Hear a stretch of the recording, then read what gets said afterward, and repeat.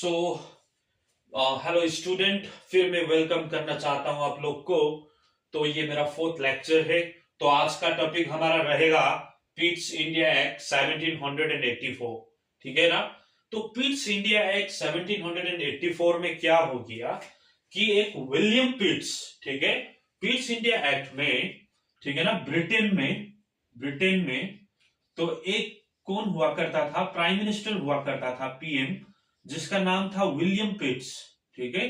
सो उस समय जो पीएम था ब्रिटेन में वो विलियम पिट्स था। और ये कौन क्या था, ये बहुत यंग था। ठीक है। ये बहुत यंग एंड एनर्जेटिक था।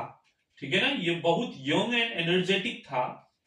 तो विलियम पिट्स जो ब्रिटेन का पीएम रहा है वो बहुत यंग और एनर्जेटिक होने के कारण, ठीक है ना, वो बोल रहा था कि जो ईस्ट इंडिया कंपनी इंडिया में है उसको मैं लगाम बहुत अच्छे तरीका से लगा दूंगा। ठीक है ना।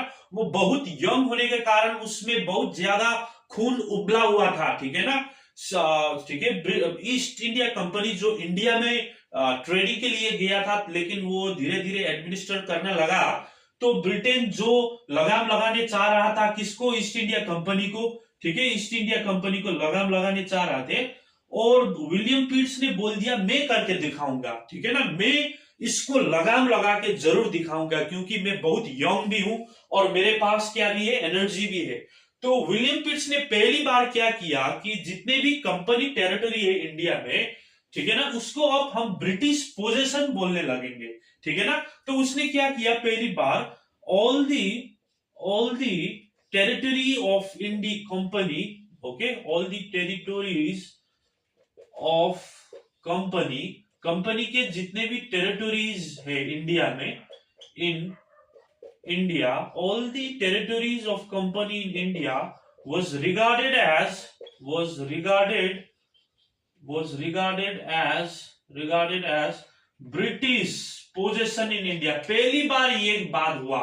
ठीक है ना।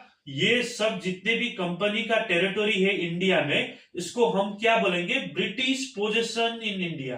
ठीक है ना।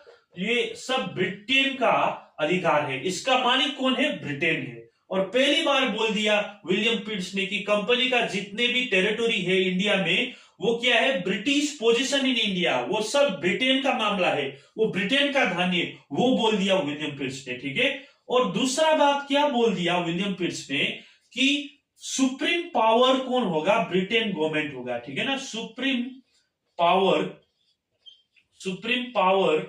Will be Britain government. ठीक है ना, will be British government, will be British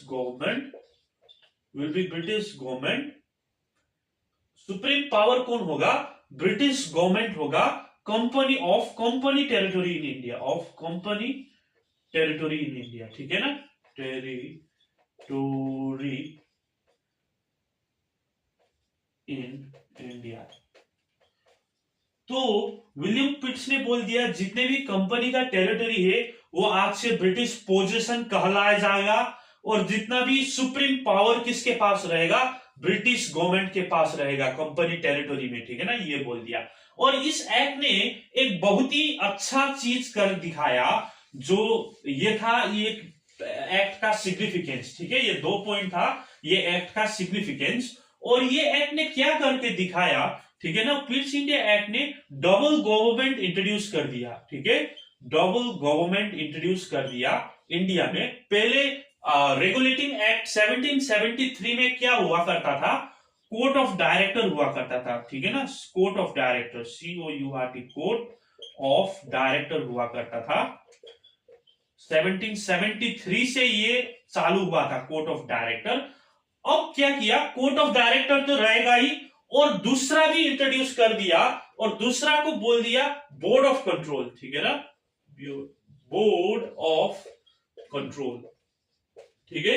और डबल गवर्नमेंट का इंट्रोड्यूस कर दिया। अब कोर्ट ऑफ डायरेक्टर अकेला नहीं, BOC भी रहेगा, बोर्ड ऑफ कंट्रोल भी रहेगा।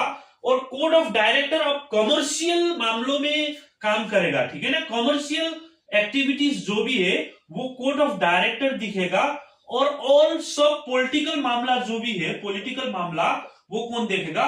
बोर्ड ऑफ कंट्रोल देखेगा, ठीक है ना। तो कमर्शियल मामला कौन देखेगा? कोर्ट ऑफ डायरेक्टर देखेगा। और इसमें कौन था? 3 डायरेक्टर वाज देयर, ठीक है ना। कोर्ट ऑफ डायरेक्टर में 3 डायरेक्टर, और ब्रिटिश गवर्नमेंट के साथ डायरेक्ट टॉक्स में रहते थे ये लोग। ब्रिटिश गवर्नमेंट के साथ डायरेक्ट टॉक्स में रहते थे, नो डायरेक्ट टॉक्स में रहते थे, डायरेक्ट टॉक्स, ठीक है ना। और पॉलिटिकल मतलब क्या क्या चीज देखेगा board of control? Board of control देखेगा पॉलिटिकल मतलब सिविल के मामले में, सिविल के जितने भी मामले हो गए, रेवेन्यू के जितने भी मामले हो गए, ठीक है ना, मिलिट्री के जितने भी मामले हो गए, वो कौन देखेगा? बोर्ड ऑफ कंट्रोल देखेगा। Civil, revenue, military affairs all will be seen by board of control, and the commercial activities will be seen by court of director, and they will report to the Britain government, ठीक है ना। और इधर double government का introduce हो गया।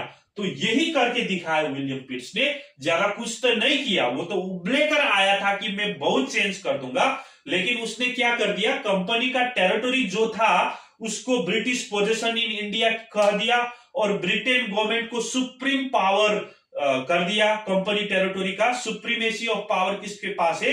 Britain government के पास है। और दूसरा काम क्या कर दिया? डबल गवर्नमेंट इंट्रोड्यूस कर दिया, क्योंकि पहले तो 1773 में तो कोर्ट ऑफ डायरेक्टर खाली हुआ करता था, और कोर्ट ऑफ डायरेक्टर के बाद बोर्ड ऑफ कंट्रोल भी इंट्रोड्यूस कर दिया। और court of director commercial activity देखेगा, board of control political activity देखेगा। यही है पिट्स इंडिया एक्ट 1784। और इसके नोट्स के लिए मैं आप लोग को पीडीएफ डाल दूंगा, ठीक है ना। मेरा हैंड रिटन नोट्स जो है उसका पीडीएफ में लिंक में डिस्क्रिप्शन में लिंक में दे दूंगा, और कमेंट सेक्शन में भी पिन करके रख दूंगा। और आप लोग जो भी देख रहे हैं एक लाइक कर दीजिए। और आप लोग देख रहा है, मैं देख रहा हूं एनालिटिक्स यूट्यूब पे, आप लोग सब्सक्राइब नहीं कर रहा है, और इसीलिए सब्सक्राइब भी कर दीजिए, और कमेंट कर दीजिए आप लोग कहां कहां से देख रहा है और आप लोग को कैसा लग रहा है, ठीक है ना। वो कमेंट कर दीजिए, तो मेरे को भी पढ़ाने में मजा आ जाएगा, मेरे को भी आप लोग को साथ इंटरैक्ट करते हुए पढ़ाने में बहुत मजा आएगा।